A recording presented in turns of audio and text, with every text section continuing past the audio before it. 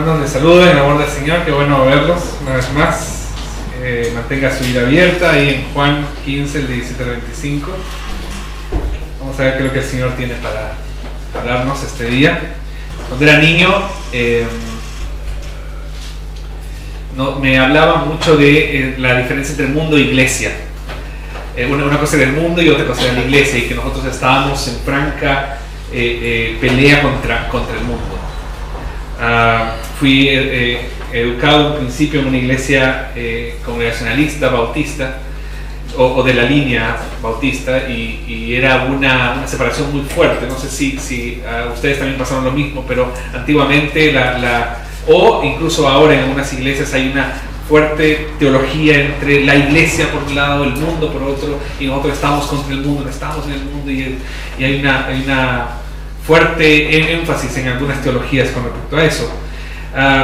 Sin embargo, creo que hemos rescatado el valor que no debemos diferenciar entre lo secular y lo sagrado. La teología reformada habla que no hay diferencia entre lo secular y lo sagrado, que todo es culto a Dios, que nosotros rendimos culto a Dios en el trabajo, en los estudios, en todas partes.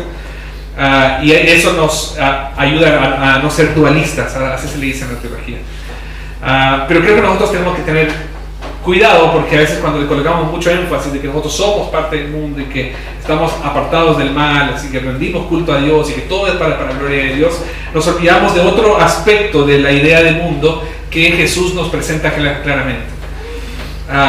Si nosotros pasáramos por una gran tragedia mundial y todo se fuera a las pailas, y 100 años después o 300 años después los arqueólogos intenten descubrir, o 1000 años después, pongámosle, y los arqueólogos intenten descubrir cuál era el énfasis o la importancia que en esta cultura, ciertamente lo que van a encontrar en los escombros son señales de una cultura mezquina, ordinaria, malvada, temeraria, sin piedad, que construye templos. Si nosotros vemos los arqueólogos de ahora, al descubrir el mundo de hace 2000 años atrás o un poco antes, descubren de que la cultura de esa época le colocaba mucho énfasis a la religión, porque sus grandes edificaciones eran templos. Si 1000 años después los arqueólogos intenten descifrar cuál era nuestro énfasis y nuestro culto actual, cuáles son nuestras grandes edificaciones, los shopping malls. Entonces ellos darían o llegarían a la conclusión de que lo que nosotros cultuamos y lo que es de gran importancia para nosotros es lo que nosotros tenemos, lo que nosotros poseemos, y le rendimos culto a eso. Yo creo que nosotros estamos y somos parte de una cultura mediocre, somos parte de una cultura que nos alimenta culturalmente de basura, y eso es así. Es solamente prender la tele, entrar un poco en internet y darnos cuenta que eso es así. Perdonen que sea tan lo estoy diciendo así como sin anestesia, ¿no? Así como, pero esto es así. Y a este tipo de cultura la Biblia lo llama también de mundo. La palabra mundo tiene varias connotaciones en la Biblia: el mundo habitable, que es la naturaleza; el mundo de los seres vivos, que era la humanidad, la raza humana; y el mundo que es la cultura que nos aleja de Dios. Hoy vamos a hablar de eso, de la cultura que nos aleja de Dios. Y nosotros, la palabra de Dios nos invita a rechazarlo, nos invita a guardarnos de él, a separarnos de él, pero también nos invita a confrontarlo. Hay un texto que dice que las puertas del infierno no prevalecerán contra la iglesia, ¿cierto? Y es interesante porque la forma en la que interpretamos ese texto es que las puertas que el infierno está avanzando, y en verdad ese texto está diciendo que la iglesia está avanzando, la iglesia está confrontando y está avanzando. Entonces las puertas del infierno no van a prevalecer contra el empuje de la iglesia. Entonces a veces nosotros nos pensamos de que es la cultura que nos está atacando, y en realidad nosotros tenemos que hacer un cambio de switch y decir: no, nosotros tenemos que atacar, nosotros tenemos que hacer algo. No es la cultura que nos está aplastando, sino es la iglesia de Jesucristo que tiene que empujar hacia adelante, y las puertas del infierno no van a prevalecer contra ella. Nuestra lógica ha cambiado. Nuestra lógica es una lógica más de la defensiva que de la ofensiva. En este sentido, entonces, la Biblia nos dice que el mundo es una fuerza despiadada que nos oprime, que nos asfixia y que nos aletarga. Es interesante porque nos anestesia. No nos damos cuenta de lo complicado que es. Paula se sometió a esta operación y ella nos preguntaba si ella iba a sentir algo en la operación. Y nosotros decimos, no vas a sentir nada porque vas a estar absolutamente anestesiada. ¿Y qué significa eso, papá? Es que te colocan a ti un remedio que hace que tú no sientas nada. Uy, qué fantástico, dijo ella, fantástico. El tema es cuando se despertó. Cuando se despertó, completamente desorientada. Y no sé si ustedes saben, pero la cuestión médica o la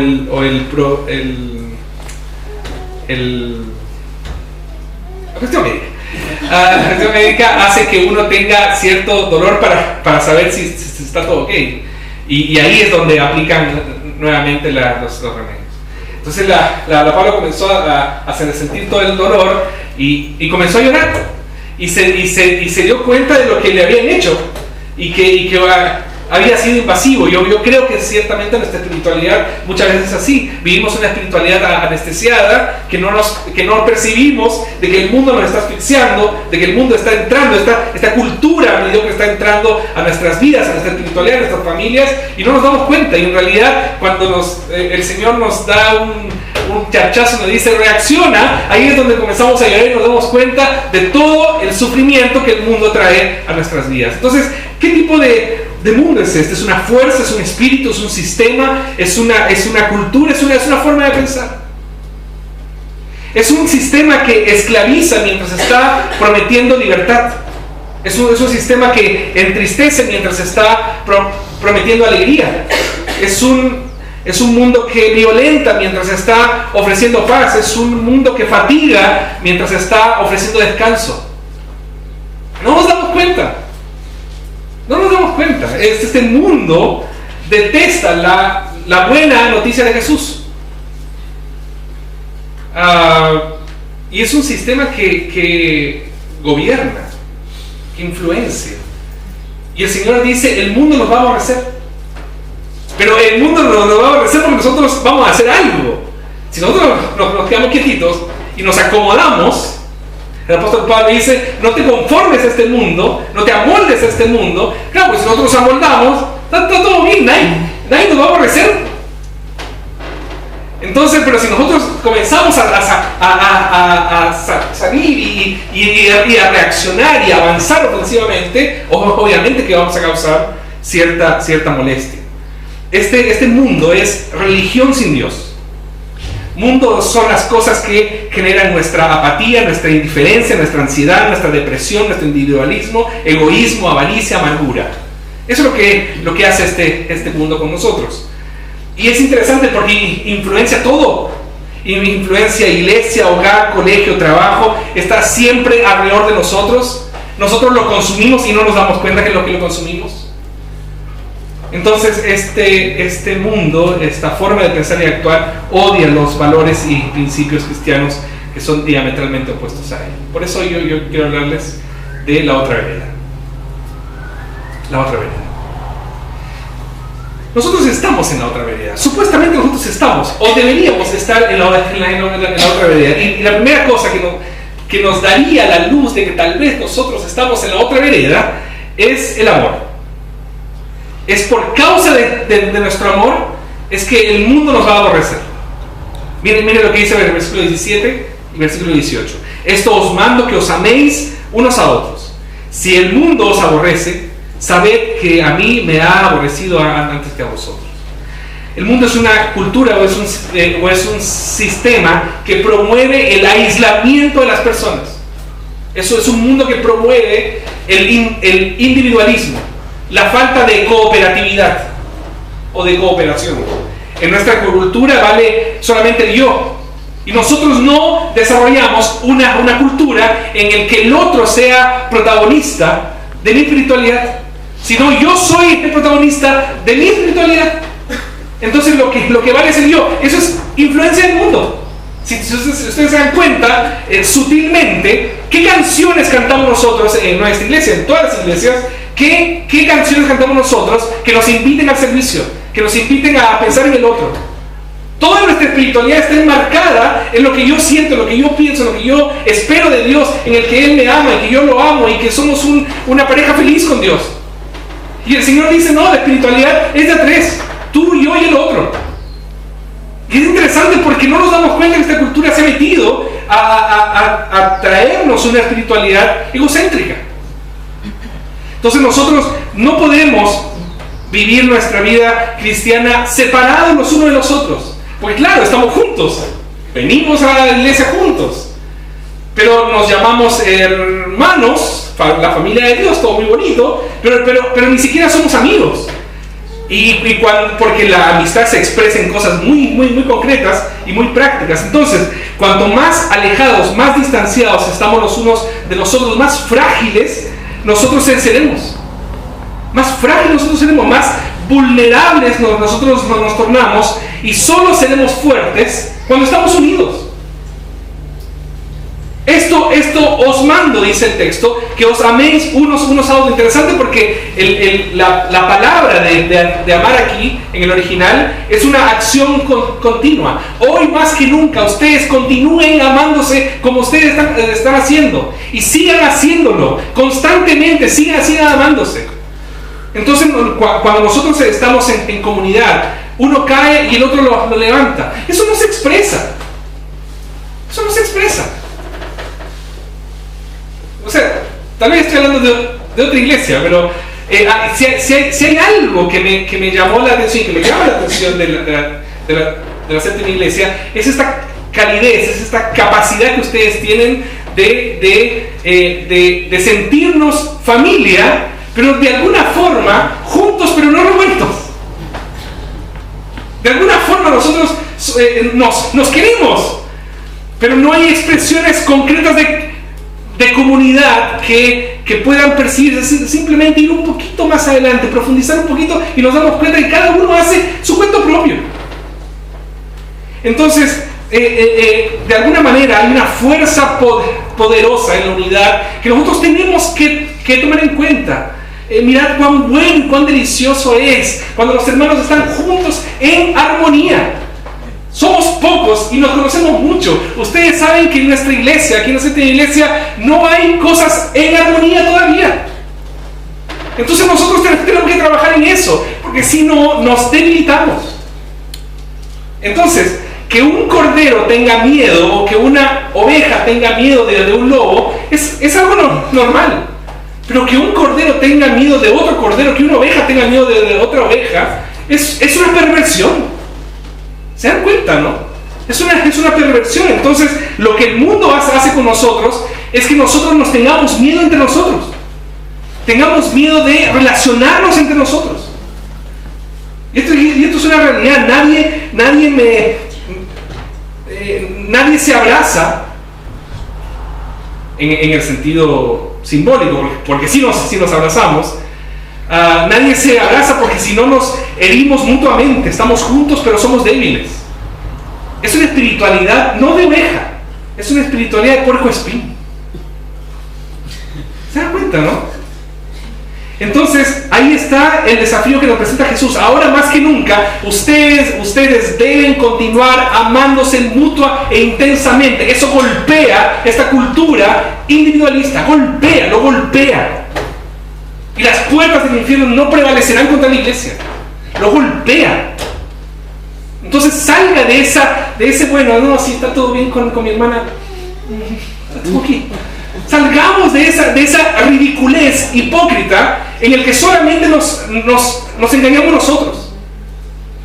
A nosotros mismos. Porque no engañamos a Dios. Y más encima confirmamos de que el mundo es una fuerza que entra a la iglesia sin darnos cuenta. Entonces, ahí está la fortaleza de la iglesia, en su amor y en su unidad. Esta es la primera cosa que el mundo detesta. Mientras esta cultura nos invita al individualismo, nosotros invitamos a la unidad y al amor, y ahí está nuestra fortaleza. ¿Sí o no? Nosotros estamos en la otra vereda no solamente por el amor, nosotros estamos en la otra vereda por la confrontación profética. ¿Qué significa eso? Versículo 19 al 24. Si fueras del mundo, el mundo amaría lo suyo, pero porque no sois del mundo, antes yo os elegí del mundo, por eso el mundo los aborrece. Acordaos entonces de la palabra que yo os he dicho: el siervo no es mayor que su Señor. Si a mí me han perseguido, también a vosotros os perseguirán. Si han guardado mi palabra, también guardarán la vuestra. Mas todo esto os harán por causa de mi nombre, porque no conocen al que me han enviado. Ustedes pueden decir: pastor, a mí nadie me persigue. Ustedes pueden decir: pastor, a nosotros como iglesia, a la iglesia presbiteriana o a la iglesia cristiana evangélica en Chile, nadie nos persigue. Y tenemos razón, nadie anda matando cristianos en Chile, ¿cierto? Entonces nosotros decimos: pastor, este texto es para Medio Oriente, no es para nosotros. Y yo de hecho muchas veces pensé eso: a mí nadie me persigue. Pero el texto dice: si son del mundo, entonces el mundo los amará y no tendrá problema con ustedes. Entonces este mundo está en la otra vereda de los principios de Dios. ¿Sabes en dónde está nuestra lucha? Antes los primeros cristianos sufrían la persecución físicamente. Los mataban, eran mártires. Ahora nosotros estamos no en una lucha física, sino en una lucha de las ideas. Ahí está nuestra verdadera lucha. Ahí es cuando nosotros ideológicamente hacemos un esquema distinto. Ahí está nuestra verdad. Dice que todo pensamiento tiene que ser cautivo al pensamiento de Cristo. Ahí está nuestra lucha. Nuestra lucha no es contra huestes de maldad, sino contra todo pensamiento que se levanta contra el pensamiento de Cristo.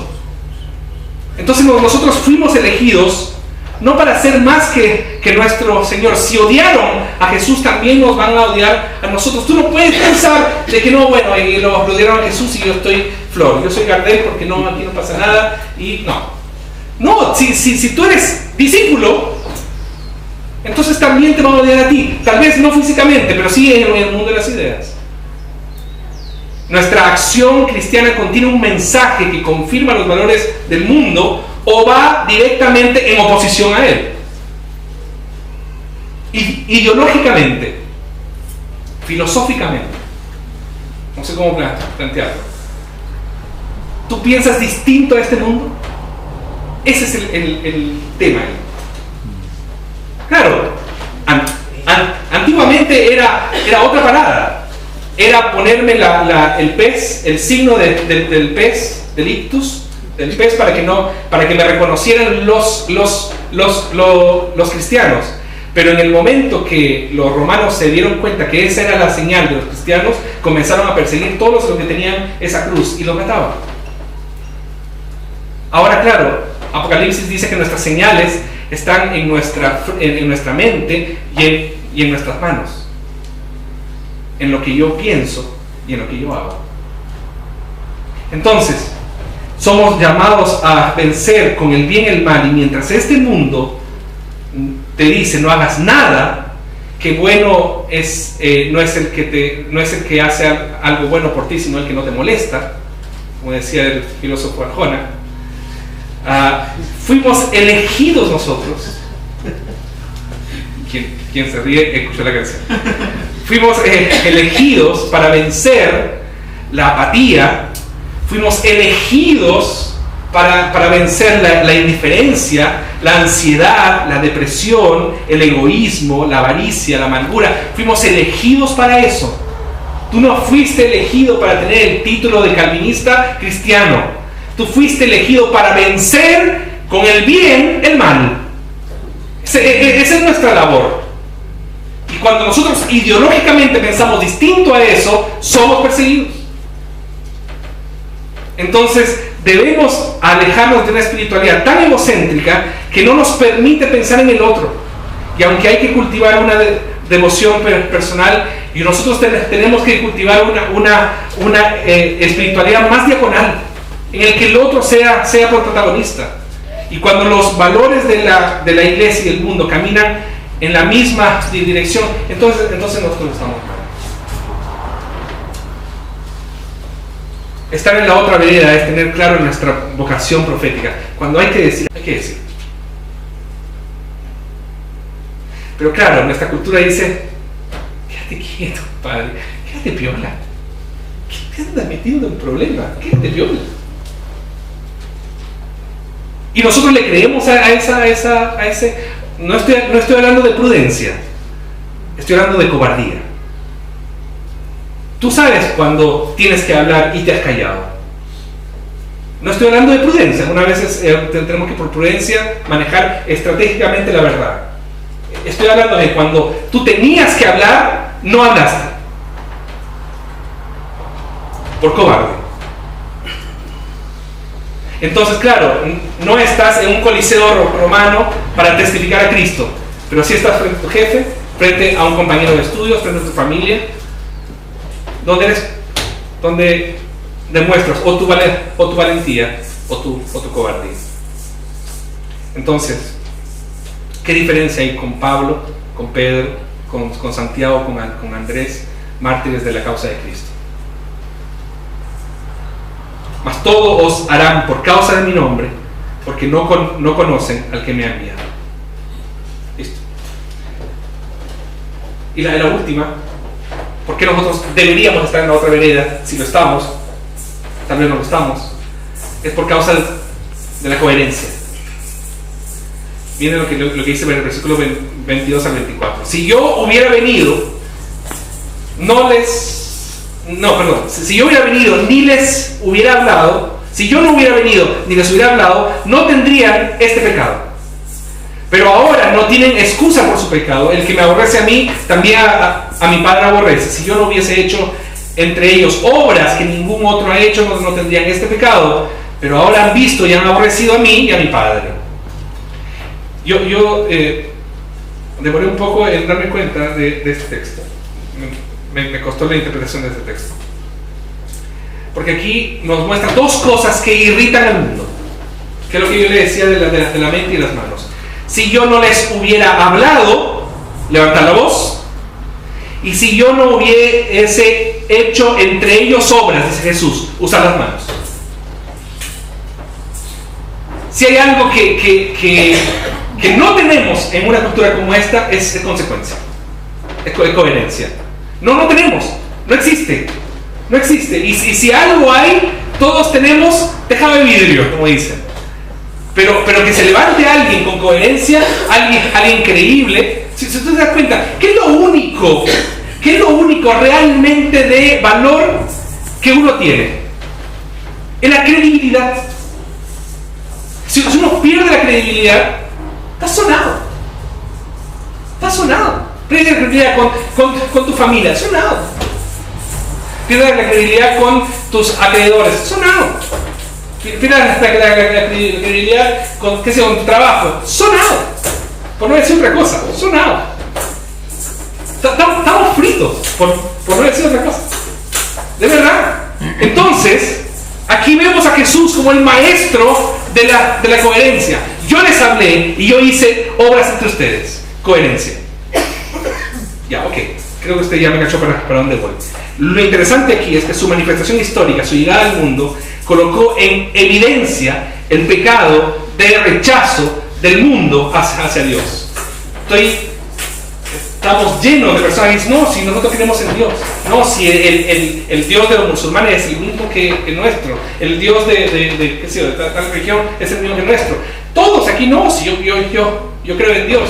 El texto dice, si me rechazan a mí, rechazan también al Padre.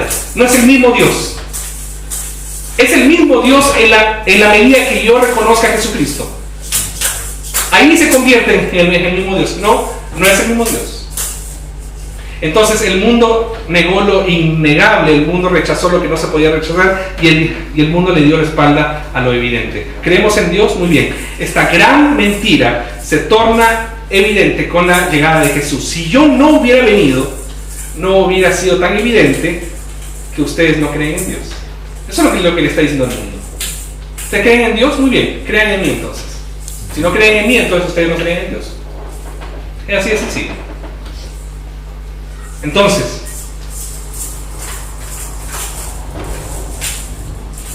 no hay peor ciego que el que no quiera ver, como prediqué hace 2 semanas aquí. Entonces lo mismo para sus obras. Si yo no hubiese hecho obras entre ellos, que ninguno otro ha hecho, no tendrían este pecado, pero han visto. Entonces si se aborrecen a mí, entonces se aborrecen también al Padre. El mundo detesta la evidencia de que Jesucristo es alguien coherente. Dice que creen en Dios, pero rechazan lo que Dios hizo y dijo. Entonces, ¿cuál es tu carta de presentación? ¿Cuál es nuestra carta de presentación? Nuestra carta de presentación es la coherencia. En el momento que nosotros estamos, o en el momento que nosotros somos coherentes, estamos en la otra vereda. Entonces, en la otra vereda está el amor, está la confrontación profética y está la coherencia sólida. No sé si es frustrante este mensaje como lo es para mí. Estoy jugando a ser cristiano. Es un juego. Porque claramente no he entendido muchas cosas. Porque yo soy una persona, vamos a la confesión, que estamos, digo, les cuento, pero igual no se lo cuenten a nadie. Si estamos igual en la cuestión de la confesión, soy alguien que se acomoda al mundo, tiendo a acomodarme al mundo, al sistema de valores de este mundo. Y creo que no soy el único pecador miserable que está dispuesto a confesar eso. Todos nosotros. O sea, ¿cuándo fue la última vez que ideológicamente tú confrontaste proféticamente a otra persona? O al mundo. ¿Con cuántas personas tú no has de manera concreta ejecutado el amor de Dios? Y ¿cuántas veces nosotros podemos decir en esta semana que fuimos absolutamente coherentes en lo que pensamos y lo que hacemos? Dios tenga misericordia de nosotros. Y es una osadía, pero también un privilegio para nosotros llamarnos cristianos. Pero es una osadía. Es que como yo digo, cuando me preguntan, ¿usted qué es? Cristiano. Y Dios en los cielos dice, no, hay que ser falsa.